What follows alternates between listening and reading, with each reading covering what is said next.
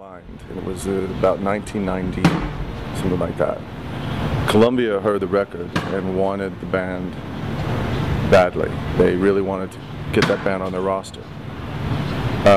Right around that time, I'd been developing a band called Cry of Love for about 3 years. We'd been working with a couple different lineups, doing a lot of preparatory stuff, you know, in the studio. The band had a metamorphosis or two, certainly, from what it started out being.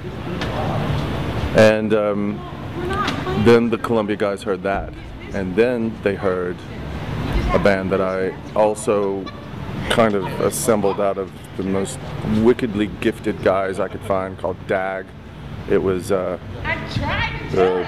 this guy named Bobby Patterson, who he could sing like Stevie Wonder, but while he's singing like Stevie Wonder, he's playing bass like James Jamerson, right?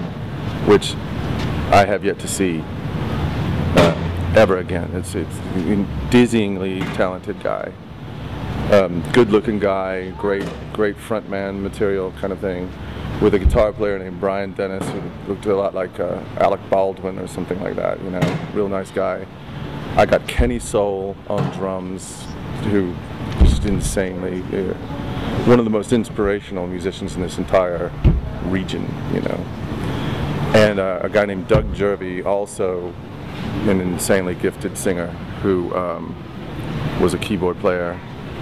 And we got into the studio and we recorded because Bobby had a band, but it was a rock band, and he said, I don't understand why I'm not getting a better outcome, you know, with what I'm doing right now.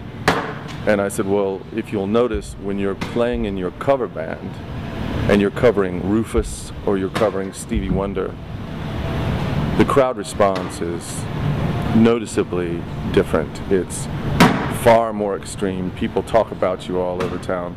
We should take the aesthetic from the 70s and apply it now, which was frightening when you think about that from a critic's point of view. If we had come up even a microbe short, it would have been white boys from Raleigh fail in their attempt to sound like black funk music from the 70s, which is almost a religious thing, you know. But we did not fail. We recorded one song, and Columbia signed the band off of that. And then we got to record in the Muscle Shoals, and that all happened pretty much in the space of 3 years, something like that. And I don't think I had a day off, really. You know, in that whole time period, I was doing the first DAG record, the first Cry of Love record, the first 2 Corrosion of Conformity records, all at the same time. So working for Columbia was it was an honor to be able to have access to that kind of thing, to that machine. But I did lose a sense of my feet being on the planet. I didn't understand. I turned into a wraith, so to speak. I would go from the studio into a cab to the hotel for 3 years, and that will wear on you. You know, I don't recommend it, but yeah, we're in the middle of a record. We're also in the middle of a side project with Reed Mullin called Teenage Time Killers. It's kind of an all-star, like all-inclusive guest star thing. Is that the one with Randy Blythe? We did that with Randy, yeah. And we're doing some stuff with Jason from Metallica, and I mean, there's so many people on the record. It's like, you know, it's like All-Star Weekend, you know, in the NBA. But Reed is sort of a diplomat for the music that didn't cave into commercial concerns, and he's certainly able to go to these people and say, hey, let's try something daring. So not only is he working with these famous people from well-known bands, but we're also working with people from here. A lot of them, yeah. Well, the true luxury of this area is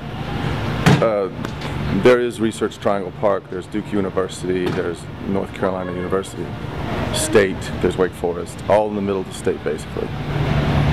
And within that, you also have the rural aspect of the people who are based musically more in country western music, right next to a very rich heritage in Durham with Shirley Caesar and the Caravans, gospel music. So you've got rock music, country music, and gospel music all influencing one another. And that's how we have a sort of similar thing to Sheffield, Alabama, where Muscle Shoals is and all of that. I've jammed so often with guys who are deliriously good, and I say, why haven't I ever seen you before? And they say, I don't play secular music, I just play in church, you know. Well, they are the mercurial force. They got that.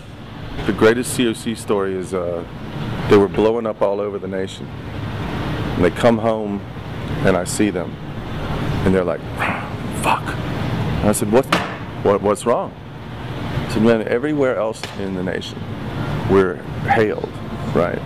But we come home and nobody knows who we are. And I said, come on. So Faith No More, that band, comes and plays, and they're being interviewed by the radio station here in town. The DJ comes up and interviews them, and at the end of the interview, the guitar player says, hey, how are the guys in COC? And the radio guy says, who's COC?